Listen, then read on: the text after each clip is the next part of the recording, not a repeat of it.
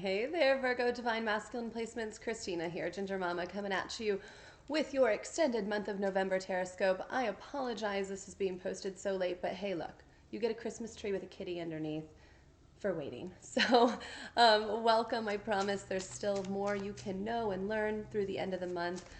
Please know we all hold divine feminine and divine masculine energy within us. If you are more avoidant in connections, you're more focused on finances, you're more focused on sexual energy, likely you are more of the masculine. If you are more overly emotional, anxiously attached, maybe struggle with finding your real passion or career path, you could be more in your wounded feminine. But we all hold both, okay? So feel free to watch both. Also your sun, moon, or rising. I know you can hear my kiddos. They're upstairs with their sitter, all right? So if you hear them in the background, they're just playing and having fun. We'll just take any energy we hear from them as a sign, right? So let's first start here. I feel like there's some defensiveness here. The Empress, from a feminine energy in your life. Or maybe you're feeling this call to like protect a feminine energy in your life, okay? Defend them. So let's recap real quick what occurred this month. We had Venus in Scorpio opposite Uranus and Taurus on November 5th. So any feminine energy you were talking with likely wanted deeper conversation. Maybe you yourself were craving that. Like, I need deeper clarity, meaning here, understanding. Uranus is still retrograde in Taurus, okay, until January 22nd. This started on August 23rd. So please understand that, like, any struggles you feel, especially financially, that could be because you're not opening up in what? Love. As I hear my son up there crying, you're like, but I don't want to get emotional. Yeah, you need to, okay? Everything's energy. Time is energy. What you're viewing right now is energy. Money is energy. Sex is energy. Emotional intimacy is energy. And if you're missing any piece of this puzzle, you're going to have an issue, okay? We got the lovers upright. You have love this month, but you need to make sure it's healthy, balanced love, okay? Or maybe your focus is just really on what is love. What kind of love do you want to embody and call in, okay? So yeah, that energy too earlier in the month might have had you questioning, can you balance finances with romantic partnerships, right? Two of Pentacles reversed. Or is that a no-go? Or how do finances work within romantic connections, right? Sometimes masculine energy, it's like this unspoken rule of like, I provide and then you sleep with me, or I provide and you take care of the kids. And people don't realize like how totally outdated that is and problematic, right? And what we're trying to do is get to an equal playing field here. Both people are working and providing. Both people are feeling like they can express themselves in all kinds of ways sexually. Both people are feeling like their emotional needs are met and they can be emotionally honest. And if we're hoarding any of that kind of energy, then we're not allowing space for the other. Oh, I think they're moving chairs or toys up there. This is how it feels for you, though. It's like this feeling of like everything's almost like it's up in your head space or your heart space. It's like bam, bam, awareness, right? And you're just like, what do I do with this? I don't want to do anything. I don't want to do anything. And the universe is like, you're going to do something. You're going to do something. You're going to talk. So my two-year-old's up there. It's like he can't quite speak fully clearly yet, but like the words are coming out. You're going to have to just try, okay? I feel like that's the energy for you, all right? And you might have felt that, especially with this eclipse. We had Mercury moved into Scorpio on the 8th, and we also had a full moon and lunar eclipse in Taurus, okay?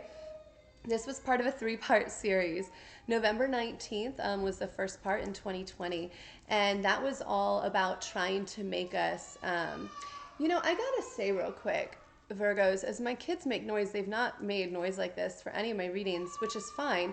But I wonder if some of you hold a block to children, or like you're not addressing a childhood wound, or like as children you were not allowed to express like emotions like my kids are right now, right? Like they're upset, like you were just told to like be quiet and go to a corner or something.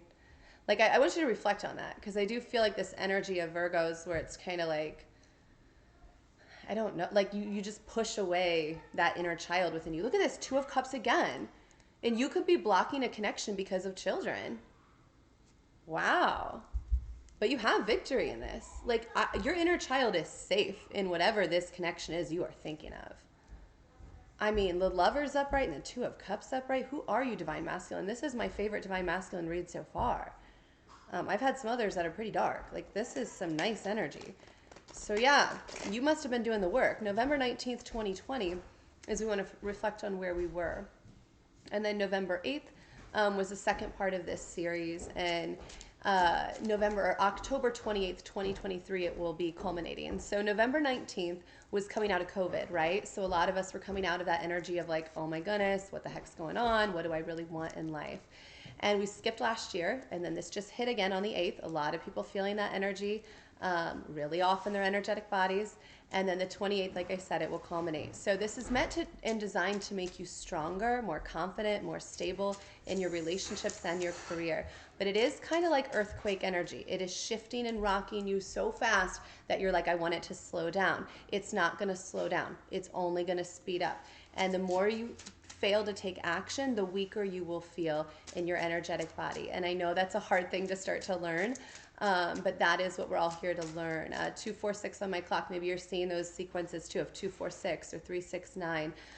Number sequences might be shifting for you around now. But these eclipses both reveal and conceal, right? So what is being revealed to you could be interesting. Maybe you're realizing, yep, that Lover's and the Two of Cups, I have this person. But you might still have this feeling of like not fully understanding what it means or what to do with it. And pay attention to that right now. You should be releasing fears, okay? Before we get to Sagittarius season on the 22nd and that new moon on the 23rd, we really want to release these fears, okay? Give it to the universe. Write it down. Walk through it. Be like, yeah, I'm not afraid. Because at some point you're going to hit a point where you're like, I'm more uncomfortable in the energetic conflict than I am in the fear of going towards this. Does that make sense? Ultimately, we all hold fears of abandonment or people, not choosing us or rejecting us, things like that. But Ace of Swords here, you are being shown clearly, Virgos, possibly in your dreams, visions, things like that, especially who you need to cut out. And if you know it's not that soulmate, like if you're having dreams about a past person or you're feeling their energy or you know it's them, but you got into another connection, you better be cutting that out quick as possible and getting really clear and decisive about, I serve the higher realms, right? Like I'm here as a way maker. I'm here in service to the collective and I choose this person, right? So yeah, if you can get very clear about that and release any fears, Sagittarius season will be rolling in and I think you'll be feeling really good. That's fire sign energy. So it's going to be kind of that like, whoosh, we're feeling better. Hopefully. Now, if you did not do the work earlier in the month, then this could be a time where you're feeling even more energetically drained. I find that people that don't do the work with full moons typically feel weaker around new moon cycles, okay? So pay attention to how you're feeling in your energetic body. You guys, I love this reading for you. This is my favorite Divine Masculine read, and I only have Libra left. So look at this, the Fool. Like, you guys, this is great. I mean, this is like a new beginning, a leap of faith. The Fool is also Aquarian energy. We're in the age of Aquarius, everyone. So it's like whatever you're thinking of, like take that leap of faith, like say the thing, tell the truth. Like, I care about you. I want you in my life. I mean, we're around the holidays too. This is a great time, or to show gratitude for those that you really care about. You know, the energy earlier in the month is also about gratitude, and it flows right into this Thanksgiving energy. So I love this for you. I love this for you. It just feels like so much love. Like I can feel it. And I love that for my Divine Masculine reads, because a lot of times I feel like they're really like kind of harsh, and I don't want to always be like that, okay? I love you guys. But anyways, yeah, tap in, don't be afraid. The 29th, I want you to pay attention because Mercury is in Sagittarius. Mercury is the planet of communication. And Sagittarius energy, being fire energy, is a mutable placement. So it's beautiful because we can kind of like slow burn that passion a little bit. It's not too forward, it's not too slow. But at the same time, it's opposite Mars and Gemini. And Mars is about aggression. It can be about sexual energy. And Gemini energy, it can be this beautiful duality of the Lover's card, right? Of like divine masculine, divine feminine, the higher realms anchored into this 3D planet. It can be really magical, juicy energy. But at the same time, if it's not healed, it can be very gossipy, petty, Jekyll and Hyde, dark and light kind of energy. And so pay attention. This also sextiles Saturn in Aquarius. So there's kind of like this unpredictable vibe here of like any communication at the end of the month, like, where's it gonna go? What's gonna happen? Is this gonna be like the thing where it's so beautiful and like magical and a new beginning, or a fresh start? Or is this gonna be just really rocky terrain? Okay, so really tap into that heart space, that intuition, your signs, your synchronicities. You should be feeling progress within your romantic connections by the end of the month. But this is amazing. I mean, this feels like so much a month about love for you, not a month about other things. And if you're not in a relationship right now, or you know you're like, this is not for me at this point, then this is your call to really manifest what it is you do want in love, okay? The 23rd, the new moon in Sagittarius, that is the time to manifest it, to call it in, to make it happen. But listen, divine masculines, make sure you're not avoiding a connection you know is already there. You're not just like, oh, I know it's there. I'm going to wait. I'm going to wait. I'm just going to wait and keep manifesting. It's only going to get worse for you then. The universe knows if you're making excuses, okay?